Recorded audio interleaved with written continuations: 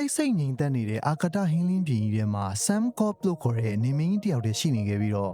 သူ့ရဲ့တာဝန်ဟာတက်ရှိတွေပေါ်ထွန်းလာဖို့အတွက်ကုန်းမြေပဲရှိပြီးဘာမှမရှိတဲ့ဂျိုတွေကိုရှာဖွေပြီးတော့နေအောင်ကြီးအလင်းအောင်ပေးရမှာဖြစ်ပါတယ်။နေမင်းပထမဆုံးတွေ့ရှိခဲ့တာကတော့ကုန်းမြေပဲရှိပြီးတော့ဘာသက်ရှိမှရှိမနေတဲ့တချိန်ကဘာရည်လို့ဖြစ်လာမဲ့ဂျုံငယ်လေးတစ်လုံးပဲဖြစ်ပါတယ်။နေမင်းရဲ့ကဘာမျိုးစတင်ပြီးတော့အလင်းအောင်ပေးလိုက်တဲ့အခါမှာတော့မိုးကောင်းကင်လို့ခေါ်တဲ့ကောင်လေးမွေးဖွားလာခဲ့ပြီးတော့သူကကဘာမြေကြီးကိုတိမ်တင်နဲ့အပြာရောင်ဆေးချင်နေပြီးတော့ဒေါင်နေမင်းကြီးကပီတိတွေများစွာနဲ့ကြည်နေခဲ့တယ်။ဒီလိုနဲ့သိမ့်မကြခင်မှာပဲနောက်ထပ်အလင်းအောင်လိုအပ်နေတဲ့ဂျုံငယ်လေးတစ်လုံးပေါ်လာတဲ့အခါမှာတော့နေမင်းရဲ့ကဘာထွက်ခွာပြီးတော့အလင်းအောင်ပေးဖို့တော့ကိုထွက်သွားခဲ့တယ်။နေမင်းထွက်သွားတာနဲ့ကဘာမြေမှာအလင်းအောင်ပျောက်ဆုံးသွားပြီးတော့ညဆိုတဲ့အခိုက်အတန့်ပေါ်ပေါက်လာသလိုကောင်းကင်ရဲ့အထက်မှာလည်းတိတ်လှပတဲ့ကျယ်လေးတွေပေါ်ထွန်းလာပြီးတော့မိုးကောင်းကင်လေးကကျယ်လေးတွေကိုငေးကြည့်နေချစ်မိသွားခဲ့တယ်။ဒါမဲ့နေမင်းပြန်ရောက်လာတဲ့အချိန်မှာတော့ကဘာမြေမှာမနက်ခင်းရဲ့လိုဖြစ်ပေါ်လာပြီးတော့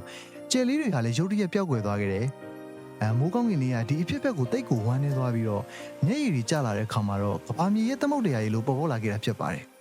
ဒါကိုတွေ့သွားတဲ့အခါမှာနေမင်းကြီးကမိုးကောင်းကင်လေးကိုမင်းဘာလို့ဒီလောက်ဝမ်းနေနေရတာလဲလို့မေးတဲ့အခါမှာမိုးကောင်းကင်လေးကသူချစ်တဲ့ကျယ်လေးတွေပျောက်ဆုံးသွားတာကြောင့်လို့ပြန်ပြောခဲ့ပြီးတော့နေမင်းကြီးအခုလိုရှင်းပြပေးခဲ့တယ်။ကျယ်လေးတွေကမင်းအတွက်ထွက်ခွာသွားရှာတယ်။ဒါမှဒီကဘာမြေကအလင်းအောင်ရမှာဖြစ်ပြီးတော့မင်းလည်းကဘာမြေကြီးနဲ့အတူရှင်သန်နိုင်လိမ့်မယ်လို့ပြောတဲ့အခါမှာတော့မိုးကောင်းကင်လေးကနားလည်သွားခဲ့ပြီးတော့သူ့ရဲ့မျက်ရည်တွေဖြစ်တဲ့သမုတ်တရားရည်တွေကုန်းမြေနဲ့ဒီနေအောင်ကြီးတွေထိဆက်သွားတဲ့အခါမှာကဘာမြေကြီးရဲ့ပထမဦးဆုံးသောတက်ရှိအပင်လေးတွေဖြစ်ပေါ်လာတာဖြစ်ပါတယ်။ဒီလိုနဲ့မိုးကောင်းကင်လေးကညရောက်တဲ့အခါတိုင်းမှာသူချစ်ရတဲ့ကျယ်လေးတွေကိုအမြဲတမ်းငေးကြည့်နေခဲ့ပြီးတော့သူ့ရဲ့ဖြစ်တည်မှုကိုတော့မသိတဲ့အဝေးရကျယ်လေးတွေကိုအဝေးရပဲချစ်နေပါတော့တယ်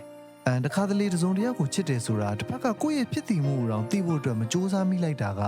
အဝေးရပဲဖြစ်ဖြစ်ရာသက်ပံချစ်ခွင့်ရဖို့အတွက်တည်ကြတဲ့ဆုံးဖြတ်ချက်ပဲဖြစ်ပါတယ်။ဆိုတော့ဒီလိုမျိုး story လေးတွေနားထောင်ရတဲ့ကြိုက်တယ်ဆိုလို့ရှိရင်ကျွန်တော်ရဲ့ဒီ story ပိုင် Ozime လို့ခေါ်တဲ့ဒီအခုမှဖွင့်ထားတဲ့ Facebook page YouTube နဲ့ TikTok channel တွေကို